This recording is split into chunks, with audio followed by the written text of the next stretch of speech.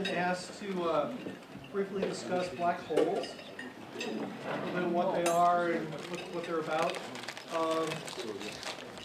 We don't understand everything about black holes, but we're pretty sure they exist. And the definition of a black hole is basically any object that has an escape velocity greater than the speed of light. So if light was close to the black hole, light could not escape. So we would call that black, right? But there's a lot of other strange effects that happen around an object that's got so much gravity that light can't escape from it. And these are things that Einstein's theories of relativity have helped us understand. Some of the weird things that go on is that if you drop something into a black hole, as it approaches what we call the event horizon is precisely where light stops escaping from the black hole. The black hole itself could be a really tiny little point in the middle, but it's got this region around it where light can't escape, and we call that whole region the black hole, even though it's a concentration in the center. But we see time slow down. You drop something in, you would see it slow down and freeze when it hits the surface of this event horizon. If it had a particular color to it, we would see that color shift through the spectrum toward the red end of the spectrum in a rainbow. So red's on one end, blue's on the other. You drop a blue object in. As it slowed down, hitting the event horizon, you would see it shift through the colors of the rainbow, and eventually beyond what your human eye could see into radio waves. So that's called gravitational redshift. These are things verified from experiment. Around black holes that mass something like our own sun, generally speaking, if you were falling into that, there's something called tidal forces. Tidal forces cause the tides here on Earth, and they're an effect of gravity being dependent upon distance. So that gravity pulls stronger on the close side of something than on the far side, and the gravitational field around a black hole is so intense that it would just basically stretch and rip apart anything falling into it. So these are all strange, weird things that are associated with known physics, and very likely with black holes. And from an astronomy point of view, we have very good evidence that black holes are real. Both black holes that are similar in mass to stars. We see objects in binary star systems where one's a bright star and the other one, we can't see it, but we know it's extremely massive. And we also have evidence for black holes at the centers of galaxies, which can be as much as 1 billion times the mass of our own sun. So there's just my brief intro on some of the facts about black holes. We think massive stars and supernova explosions can turn into black holes. The supermassive ones at the center of galaxies, we don't know exactly how they form, but maybe from the merger of smaller black holes. Okay, another question. Actually, I have not so much a question, but an observation, and Susan and others may want to comment on this. Chris Bury, who is doing an art piece in July at the museum in Laramie, happens to be an artist that actually bridges, in some ways, the topics of both of the other two presenters here. He not only worked with natural objects, such as mushrooms, and documents some of the patterns in our natural world around us, and he incorporates them into the artwork, as well as goes back into the history, in particular Native American history. He's done basket weaving based on some of the patterns and the histories of Native Americans. And so I think it's, when we talk about, I was thinking about with your comment in film, how science can be twisted and not be accurate, all for theatrics.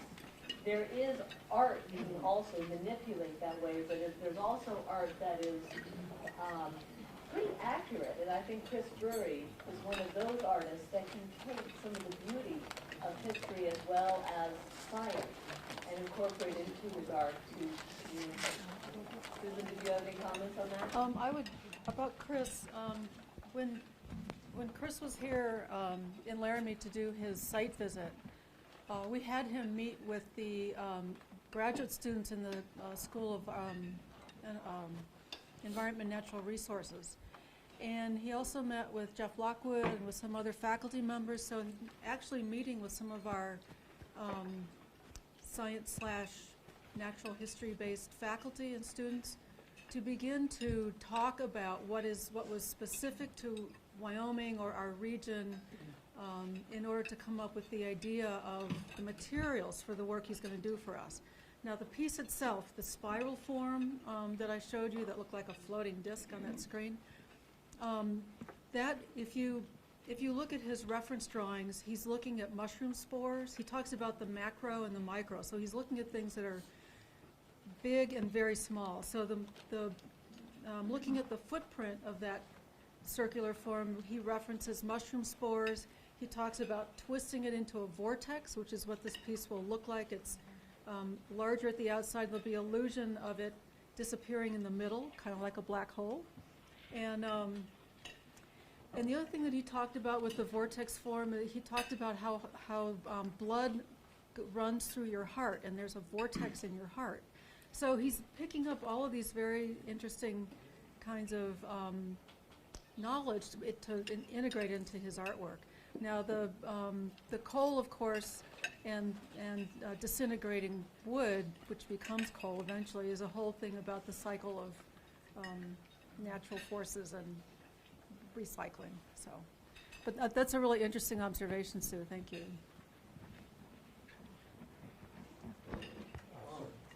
Dr. Means or Jeff Means? Yes. You mentioned that the approximate population of the Lakota was 25 to 50,000 in the 1850s. I'd be curious, what is it currently? And then the second part, what is, there's approximately 300 million Americans. Of that, what is the approximate population of the entire Indian nation? Okay, the questions are population of the Lakota today and then the entire Indian population today. I can estimate for the Lakota, it's somewhere between 225 and 275,000, and that's including, though, the Minnesota, Dakota, the Nakota or Yankton, Yanktonais, and all of the 7 tribes of the Lakota Nation throughout North Dakota and South Dakota. At Pine Ridge, there's 26,000 Oglala on Pine Ridge at right now. Over the entire United States, and what's interesting is every tribe defines its membership. It's allowed to now, so they do. And for my tribe, it's 25%. You have to be at least 1/4 blood quantum to be a tribal member, whereas the Cherokee, all you need to do is show descendancy from the Dawes roll, so you could be 1/362nd, but if you're direct descendants, you can get in. So the Cherokee overly inflate their numbers. But there's a lot more of them. Navajo are also very large. Somewhere between probably 5 and 10 million, but I'm not even positive on that across the entire United States. It's a very small percentage, like 1% or just a hair under 1%.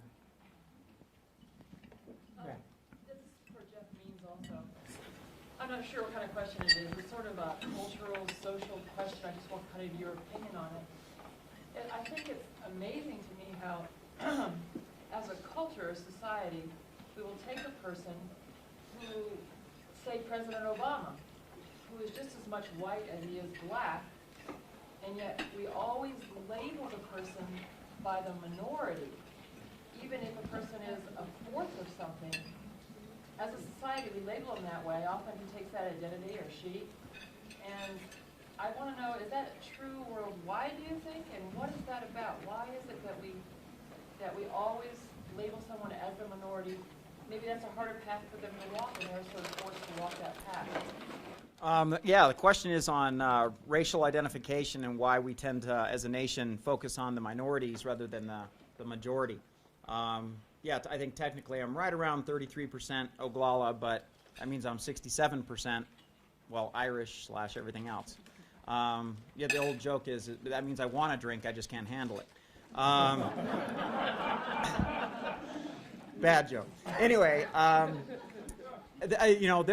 we could have an entire semester, forget a Saturday university, on that, the reasons for that. And a lot of it has to do with colonization. As Western culture began to expand around the world and came into contact with all these strange and exotic people of different shades, one of the easiest ways for them, and one of the first things they always used to describe these other people, was their color. And so therefore, race became a social construct that became a very clear identifier. And also, because most of these cultures were hierarchical, structured in class and these kinds of things, it was very easy then to place those people of darker skin at the bottom. In fact, there's, Linnaeus's charts and everything else that clearly show that, if you're going to do a chart of humans, well, you start with the Aryan race and so on, and then you go down toward the bottom toward the blacks. And so, as it's an identifier, the reason that they tend to be identified more quickly with the minority is because culturally and historically, it's been an identifier in a negative context. It's something that we can point to and say, aha, now that's changing very dramatically just in our own lifetime. But it had always historically been very clearly, something that identified you and separated you. So even if you were, especially in the South, like 1/10 black, then they'd talk about you and, and so on and so forth. Same in the West with Indians and so on. There was always that kind of shading to it. So it's just a way that as a society we define ourselves, and we can then look at somebody else and instead of getting to know them, just sit, oh, okay, you're Indian, therefore I know as enough about you as I need to. Could I just say, in the interest of scientific literacy, that nobody can be 1/3 Indian or 1/10 black? It has to be a power of 2.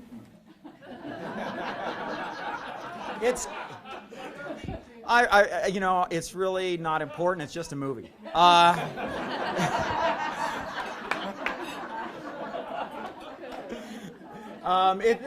It's like somebody that's 3/4 marries somebody that's 1/4, that or somehow you get into the the thirds, or it's insanity. And it started when the government decided that it was going to start quantifying Indians by blood quantum, and all of a sudden, what happens if you marry somebody that's a fraction that doesn't easily go into another fraction, and it gets insanity. I just round that around. I have absolutely no idea, but my dad says he's about 2/3, so I just round down. Yeah. This is for Mike. What do you think about the way black holes are portrayed in the Senate? Well, black holes are popular because they're weird and extreme and scary. And it's kind of like with people being exposed to the vacuum of space. Some of the stuff gets black holes right, and some of the stuff is just like, really? They're talking about black holes? Can you think of some that get it right and wrong? Like you did with your I can think of more examples, I think, from TV. There was a really horrible sci-fi movie where a black hole was in St. Louis sucking it up. And somehow there was some electrical monster associated with the black hole. I don't know how or why, but it was totally bizarre. Then there's been some TV shows like Stargate.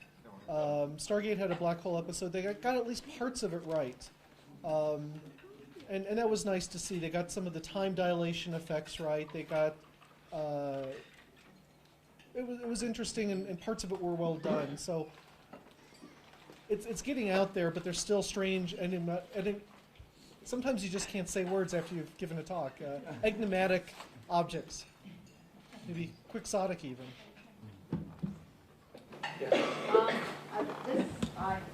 This is a very cheeky question, but how the heck do you do experiments on black holes? That's maybe a good general question for the science of astronomy itself. And there's some other fields like paleontology that are like this, that are observational sciences where it's difficult or impossible to do a classic experiment where you set something up and do it. There are some experimental astrophysics, but the way we tend to go about doing things is more like sociology. We go get a sample of objects in some demographic, and then we look at their properties, and we try to understand those properties in terms of fundamental physics, and then we develop a theory from that, and it lets us make predictions about other properties they might have. And so then the experiment at that point is going out and doing the observation to see if they have these other properties they should have according to our theory or not.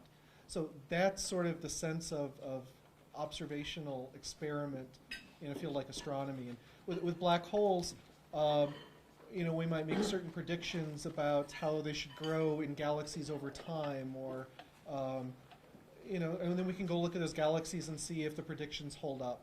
So it's a little bit indirect, but we seem to make progress that way. Dr. Means, there's a local river here, the Gros Ventre River. I think it's a French trapper term for big belly, and there's a lot of things called the Gros Ventres in this area. Is that tribe still in existence? Yes. Oh, okay. Yeah. The question on the Gros Ventre, are they still around? Yes, they're still around. They were actually, I think they're on 2 or 3 different reservations. And a lot of, when the United States government was moving people around, they decided that instead of giving each tribe their own land, it'd be easier just to shove them all on one, which is why you have the Shoshone and Arapaho, 2 traditional enemies, together. Good idea. It's worse in California. There's a dozen tribes and some reservations there, but I can't remember. But Montana, definitely, and I think North Dakota, there's a population there as well. So. Jeff, I wonder if you'd comment on the role of reservations in the contemporary American Indian community. Oh boy, don't get me started. The contemporary reservations, or what is the role of reservations in contemporary society? Reservations were originally designed to be temporary. It was assumed that Native Americans would either become extinct or assimilate. And gosh darn it, we didn't. We held on to our culture. We resisted assimilation as much as we could, and now here we are, and we're getting all these new freedoms. And what are we going to do? Where does the future lead from here? And every tribe is different. Some reservations have tremendous promise toward economic sustainability and independence. Others, it's a black hole. Stealing all my stuff. I've totally stolen from him this whole time. I stole his thunder with the whole movie reference thing, and now. I personally, what I would like to see, and this is something that some reservations clearly articulated desire to do, but again, as we've talked with some of you today, just because tribes are on a reservation doesn't mean they have one mind or one voice. It's often a dozen different voices, all speaking in a different direction. And so some tribes would like to become more and more independent from the federal government, and at some point achieve true sovereignty.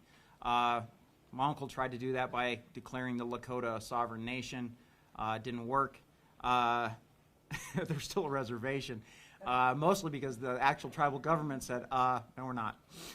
Why? Because they're in a close relationship with the federal government. The federal government, through treaty obligations, has established a trust relationship with tribes, and that means, especially for the tribes that are economically really hard hit, they get most of their sustenance from the federal government in some way or another. And so it's very hard to let go of that. But what I would like to see is every reservation be given its own independence. We would have, I don't know if you want to do it like Puerto Rico. I prefer true independence. And we just have passports and driver's license on the reservations. And I poll my students about that, and I never get very much support for that idea. I don't think America's anywhere near ready for something like that. But I think it would be the reason I want that's not just to stick it to the U.S. is because I think that's what would be best for Native Americans. I think Native American tribes need to eventually wean themselves away from that federal money, and I think take grasp of their own independence and future. And to do that again as a sovereign nation as they used to be would be tremendously just exciting for me. But I'm sure I'll be long dead before anything like that comes around. So. Thank you.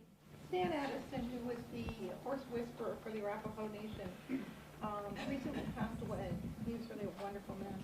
And I wondered if on other Native American tribes, if they have their individual horse whisperers or animal communicators, or would Dan just pretty unique? He lived in Arapaho. The question is about horse whisperers or people who have special relationships with animals on reservations. And again, it's so disparate for every different tribe. Some tribes every tribe has a different way of knowing the world around it. And having relationships with animals and how those play into everything. But your closeness or ability to communicate or have a relationship with animals is usually based upon a dream, a vision, that it's a power animal of yours. In other words, you have a reciprocal obligation with that animal. You're going to provide something for them, and then they're going to provide something for you. It's a partnership, and that's a gift. It's seen as a gift from God. So it's very rare, and it is, hit and miss. When someone passes away, that doesn't necessarily mean there's going to be somebody else. There's no apprentice situation in that sense. So you might not have someone else fill that role for quite a while. It's like that movie they made about the whale rider, I think it was, which was, I thought, a really good movie, but... I don't know of any specific ones at this moment, but having a close relationship with these animals is, well, first of all, I don't know, you know that animals weren't seen as animals. They're just a different people. They're just like us. It's just that they look different and talk different. So they weren't sanctified as Western culture from the Bible. When God sanctified us, He separated us from the animals and gave Adam the stewardship over the animals. That creates a very distinct separation. God has said, you are different. These kinds of things. Well, they didn't have that. So their perception, animals were powerful, dangerous. They could declare war on you. They could cause disease. But if you could just harness their power and have a good relationship with them, then they could provide bounty for you. So, such as horses and so on. It's a rare but wonderful thing when it does occur, but I don't know any specifics that I could tell you about. Thank you very much. I think Dances with Wolves, they went to some effort to get things right. But your point really was that it was not really right because it was still relying on stereotypes. So my question to you, Professor B, is this. Can Hollywood movies really tell complicated stories about Indian people? And if so, could you give us an example of one that does that? The best ones are the contemporary ones. Smoke signals, skins. Those are real Indians right there. Okay, doing it in a historical context is more difficult simply because it's harder. And Dances with Wolves is just so rife with mistakes. I want to scream. The Lakota are just meeting white people. It's 1860s. The Lakota have met Lewis and Clark 60 years ago. They know all about white people. They've been coming through on the Oregon Trail for 25 years. So to couch them in that is kind of ridiculous. Where they don't know about guns and these kinds of things. The Army is the bad guy, when it wasn't the Army that was the bad guy. It was the settlers that were usually the ones causing the trouble. The Pawnee as these savage attackers of white people. The Pawnee were the best of friends with these kinds of things. If anybody was going to kill Stands to the Fist's family and so on, it was going to be the Sioux, not the Pawnee. So anyway, that's my rant on Dances with Wolves. But they do get some things right as far as the discussions amongst the tribe and the relationships, and they make the Native Americans seem real and not caricatures of themselves. And I thought that was really well done. So I got to tip my hat to that. The respect for the elders, the way the elders delegated authority. My favorite scene is when that young man says, you know, oh, that's beneath you. You shouldn't do that. He goes, I'm not. You are. You are. It's like, oh, okay. So can they do it? Yes, but they're going to need to hire me for a lot of money. Now, they really want to have to do it. And the problem with that is sometimes Hollywood, it's driven by story, it's driven by plot, and you know, so you got to come up with something really intuitive and ingenious to get to that in a Native American context and sell tickets. And that's the rub. They could do it, but if money's driving the ship, there's no motivation to really do it unless I win the lottery or something. And maybe just let me jump in and make a general comment about how I think it's really interesting how there's so much expertise in the world about so many things. You know, we know a lot of stuff, and every individual in here is probably an expert on something that they know better than anybody else in this room. And I think it's really interesting to be able to ask this kind of question of every expert. You know, which movies get the stuff right, which get it wrong, which TV shows do you like, which get them wrong. And we could, if that meme could kind of take off and we could just learn from each other, I think that'd be awesome. That's a great idea.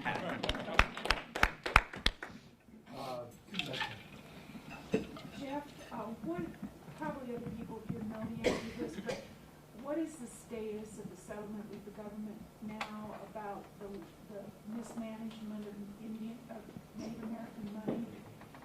And I think I've lost it somehow in the news, or is it sitting there? No, it's been settled for a fraction of what the government really should have paid, but gosh, now the number in my head is $476 million, but that could be wrong.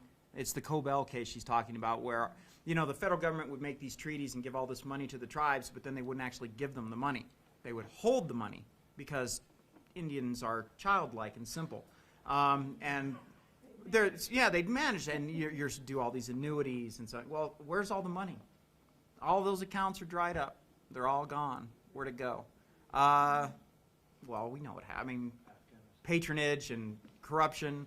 That's what used to run this country back in the period that I gave my lecture for, you know. I mean, you know, that's why the guy that started the whole Wounded Knee thing, Royer, the Indian agent, was a young man who had made political contributions and got the job as Indian agent because of that.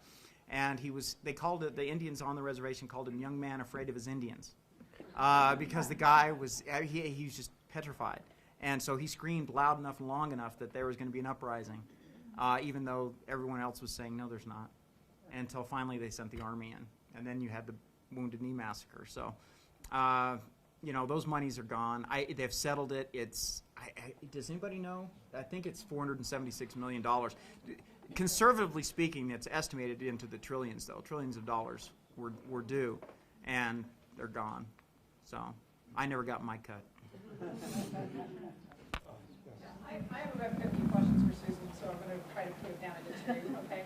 That are sort of related. I was really intrigued as you were describing public art to think about what constitutes public art, because on the one hand, you're talking about public art that's in public spaces, art that is provided to the public, art that the public somehow constructs, and then things that the public interact with, right? So I'd like you to talk a little bit about the relationship between those aspects, and whether things can become public art, like the Citco sign in Boston, that they decided to hold on to because they like it so much. But the other side of this is a much more local question, which is to do with Beaver Hill. And I was really intrigued that there is a piece of art coming, although it's from someone outside Wyoming who's going to do this lovely piece.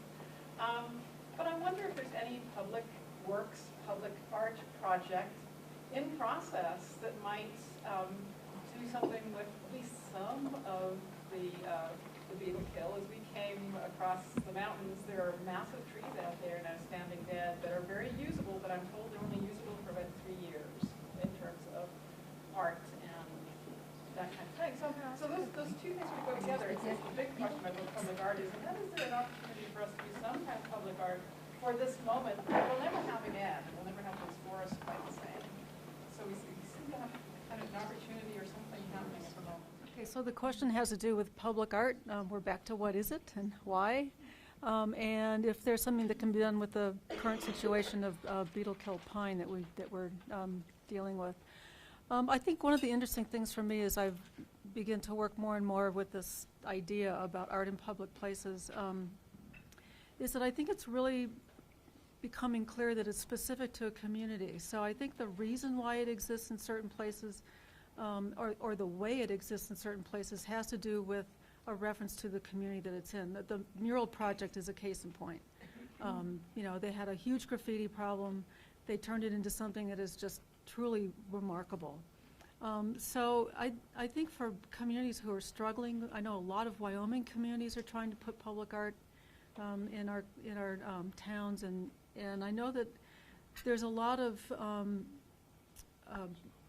there are many different ways to do that, but I don't think there's a formula, and I don't think there's a one set standard kind of fits all. I think part of making it a community project is that it's made by the community, which has to do with identifying values and what the community is, what its history is, what's important about it, what you want to convey about your community, and then marrying that with a community project that begins to make that visible.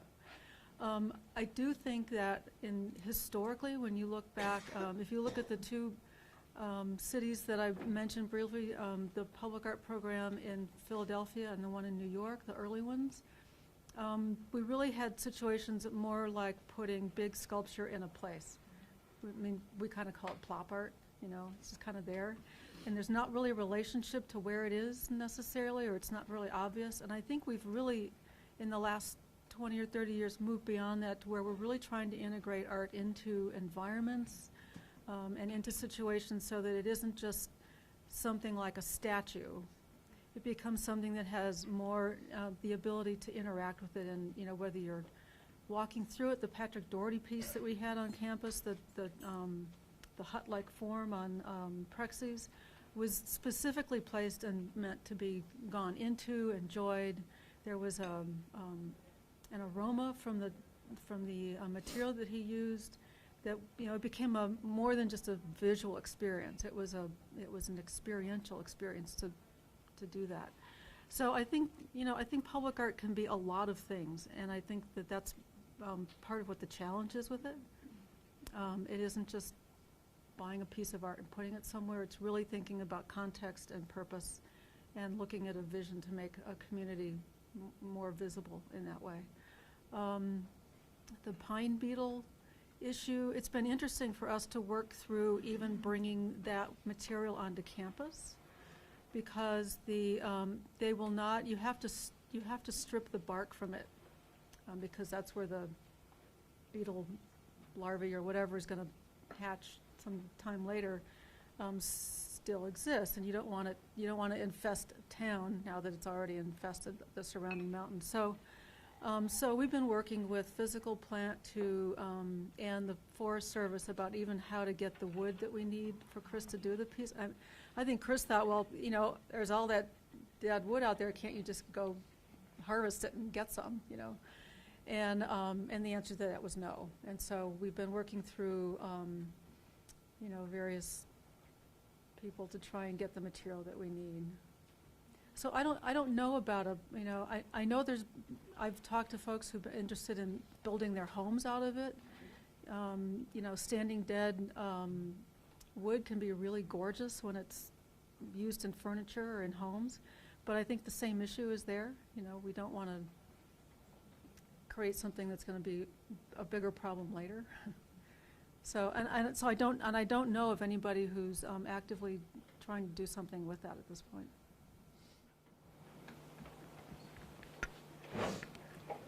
Okay, we're coming up on about 1:30, which is usually when we close. Any last